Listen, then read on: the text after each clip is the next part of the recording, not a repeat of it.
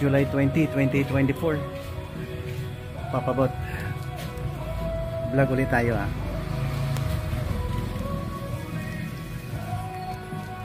Ano yan? Fried egg. Hindi ako marunong magluto. Pero natutuwa ako dahil fried egg yan.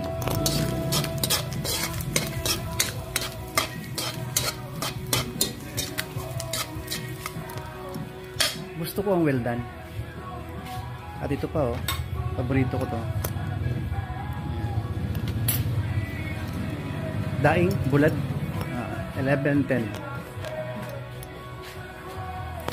Wala pa si Mama Ace. Kumain na ako ng papaya.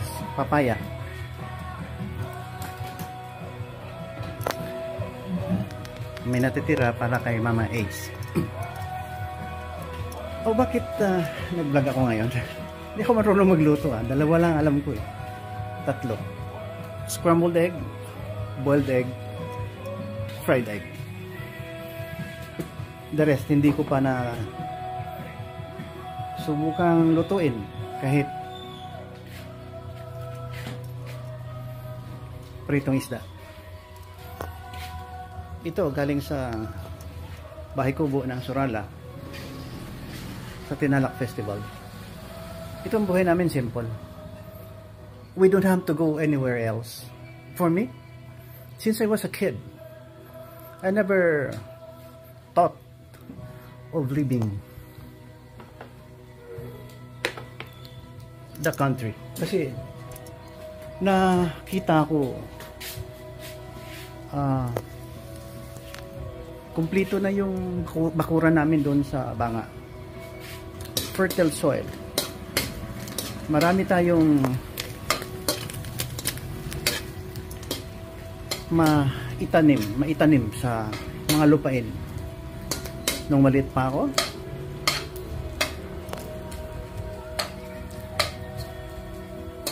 nagpapainom ng kalabaw ni Papa. Mayroon kaming karo. Mayroon din kaming karusa. Ang paligid namin binigay ng mga settlers, para sa settlers. Buhay na buhay kami. I cannot ask for more. Nandun na lahat dito sa Philippines. That's why I'm telling you, hindi ko alam kung anong sadya nyo na kusang iwanan ang Pilipinas. Pwede rin. It's up to you. It's your choice. Life is a choice. Living is a choice. So, tingnan mo to. Yan. I think, ano ngayon? Saturday? Baka mayroong kukak. May kukak doon sa Chinatown. Okay, paulit-ulit na si Tita Alma magpunta doon. Yung ate ni Mama Ace. 3 Saturdays walang kukak. Yung young frog, I don't know, hindi naman Hawaiian yan. At saka may black rice, 50% jasmine, 50% black rice. Doon rin sa kubo ng Surala galing sa Tinalak, binili namin. Yan, paksiw na bangus. Wala, katuwaan lang to Ito, galing sa maasim. Yan. Yung isa naman, gulay. Natatanim lang sa bakuran, chong. So, well, nakita natin talaga na may discrepancy ang buhay between Filipinos versus sa Northern Hemisphere. Pinagmamalaki natin yung Switzerland, yung view, posing tayo sa mga iconic structure.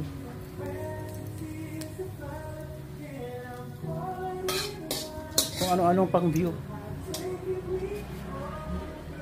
Wala naman laman ang tiyan natin. Ang mapait, walang laman ang bulsa.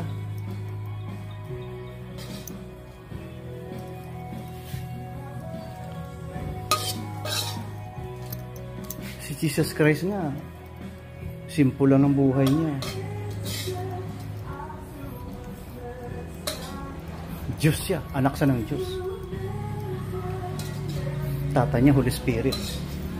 Wala siyang biological father. Humble niya. Tayo, tao lang.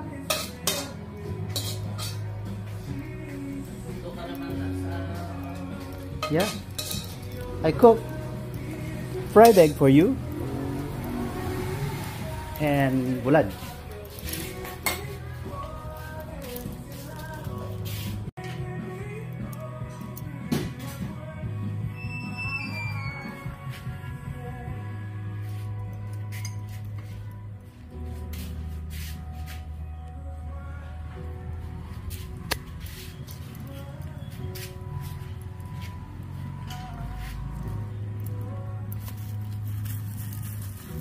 Grabe ang daing dito, galing ang maasim. Substantial ang supply ng pagkain sa Pilipinas. Sa akin, it's the most promised land of God. Dito na lahat, mabubuhay tayo kahit walang kuryente. We can plant anywhere, edible fruits, vegetables, mabubuhay tayo. Minsan kasi nasisira lang tayo sa pride. Na kung saan ang abroad, kolonyal eh. Yun ang sikat, yun ang maganda. Hindi. As long as you live rightfully civilized behavior, follow the Holy Bible, yung tinuturo ng Quran at saka Holy Bible, yung good side. Huwag kayo maniwala sa terrorism, mali yun eh. Buhay na buhay tayo. We can live side by side. Wala nang problema. Sinasadya nating magkasala, then you will reap what you planted.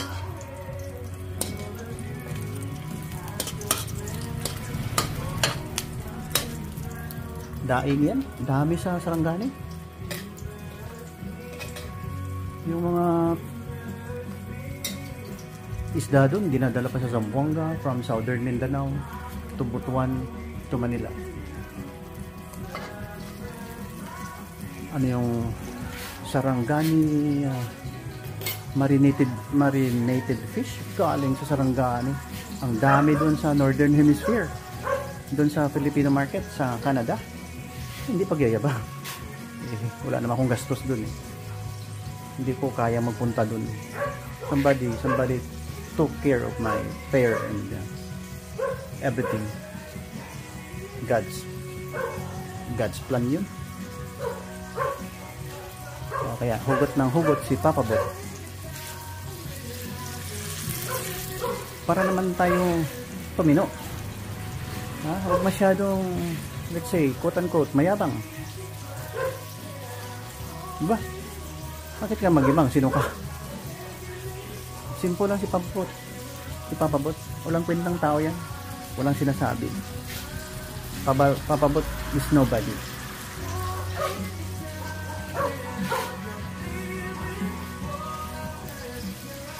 Papa Bot is nobody.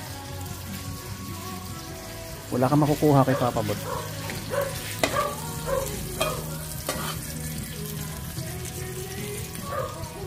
Kung sa Bisaya pa, pait ang kahimtang. Nga naman, Kristohanon, gidaw-daw.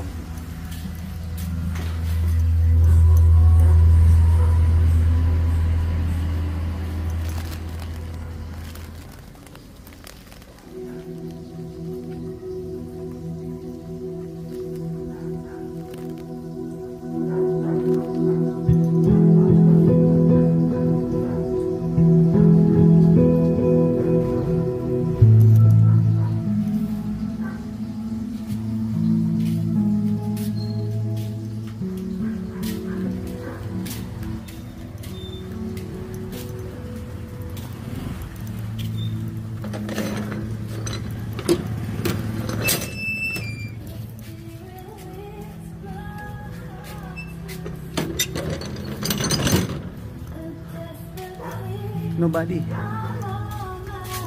Papa Bot, walang sinasabi.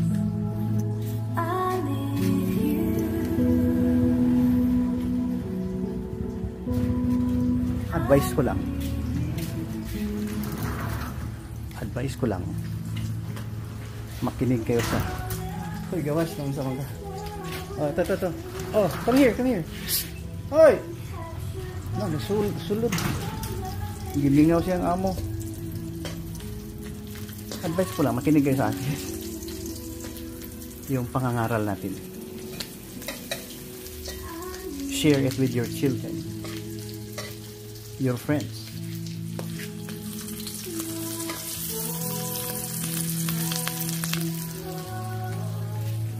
Okay, gawas na. Come here. Oh. Shh.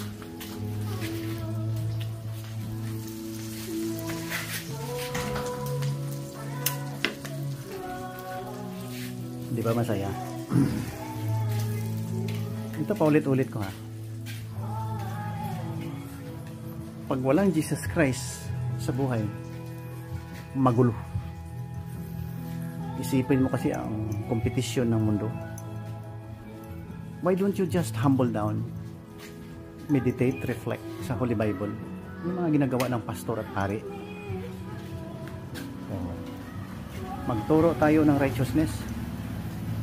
Huwag maging hypocrite. Huwag maging mayabang. Ha? May mga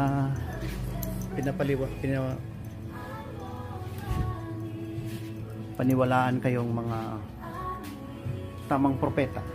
Go with it. That's a good example. Maging good Christian ka, good Muslim ka. Yan. Para tumahimik ang mundo. Huwag kang magsabi na memorize ko ang Quran, memorize ko ang Holy Bible. Huwag ka pang giyabang, chong. Kaya nga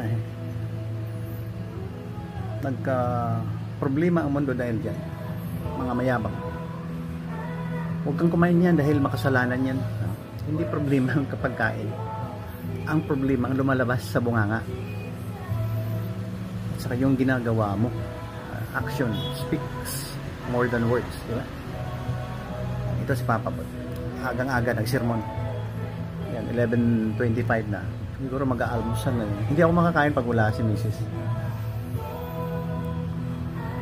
So, thank you for watching. Go Philippines. Choose Philippines. Go abroad. Choose Philippines. Go abroad. Anywhere you want. Anywhere you go, bring the Christ with you. Spread the word of God. At saan ka magpunta? Be a missionary. Sa good side ha. Kasi may mga religion, bad side ang pinapakita. Patayin ang all Jewish people, patayin ang Christian, patayin ang mga hindi naniwala kay alak. Alak? Makalasing yun ha. Alako. Baro. Inumin yun. Yun ang bad side.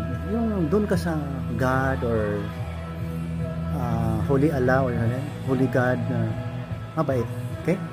Alaman naman natin hindi nagtuturo si Jesus Christ ng patayan. Wala. Hindi siya nagtuturo niya. Humbleness, parable, pag nagsalita yan, hindi mo masyado maintindihan, but i-discern mo na lang, ibig sabihin, do not be moron. Yan ang term ng mga grupo na hindi marunong umintindi, moron. Alisin mo lang yung letter N. Hindi naman lahat. Hindi ko alam bakit may English lumabas yung word na yan. Be simple. Yan. Sorry sa mga term ko kasi medyo nag-vlog lang ako para sa kapakanan ng lahat. Araw-araw na natin kinakausap nito ang Panginoon. Kung hindi pa kayo madala, go anywhere else. Go anywhere else. Magkalat ka ng lagim sa ibang bansa. Try to it. I assure you, hindi tayo tatagal sa mundo. Do not be proud of the sayings of intelligent people. Pag nag-post ka, verse na lang sa Holy Bible, tama na. Doon na yan galing lahat ng righteousness sa Holy Bible. Nung lumabas yung mga matatalinong tao, gagawa-gawa din sila ng, well, okay naman. Desiderata, di ba? Maganda naman sa civilization, you know. Maganda sa civilization. Go placidly amid the noise and haste, and remember what peace there may be in silence. Exercise caution in your business affairs. Do not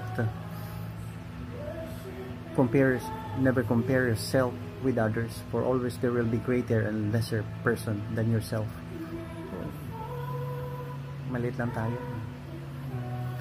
We are just chasing the wind. We should have God. Yeah. Sinabi ko, ang daming pagkain sa Pilipinas. Walang gutom. Pag walang gutom, dapat walang kutong. Sa mga transaksyon sa private, minsan may mga kutong. Mani, pula ang transaction, private and public. Malisyoso.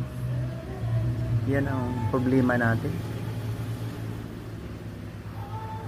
Be righteous na lang yan. You know what I mean. Okay, God bless you. July 20, 2024. God keep you. God keep you and bless you. In Jesus' name. Amen. Peace.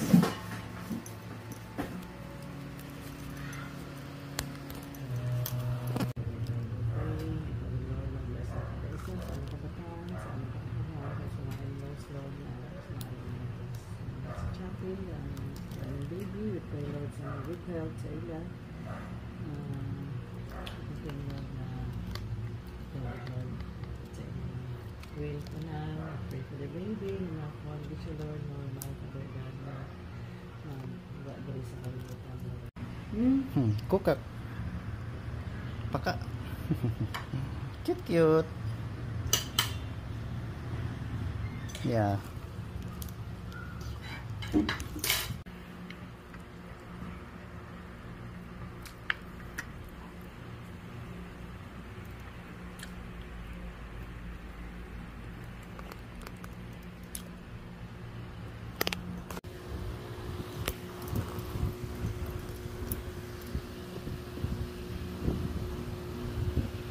Marang.